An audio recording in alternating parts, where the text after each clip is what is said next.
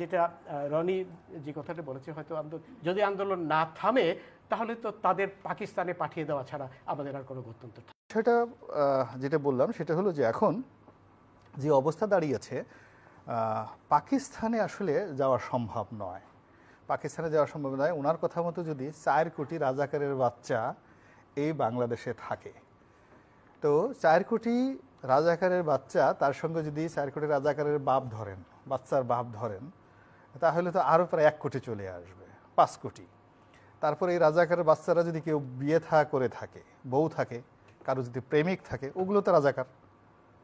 এতে কোনো অবস্থা নাই। অর্থাৎ 5 কোটি রাজাকারের বাচ্চা, তাদের বাপ, তাদের মা, এরা রাজাকার। এদের যদি বিয়ে করে থাকে বউ রাজাকার, এ যদি প্রেম করে থাকে কারোর সাথে, এই যে ইয়াং ছেলেরা, তো এটা তো সঙ্গতি কারণে আন্নাক রাজাকারের মেয়ের সাথে সে প্রেম করবে, তার বাইরে তো কোনো মুক্তিযোদ্ধার মেয়ের সাথে সে প্রেম করবে, এটা common. So this number is more than 12 lakh. ওনার হিসাব অনুযায়ী নাম্বার হয়ে যায় 12 কোটি।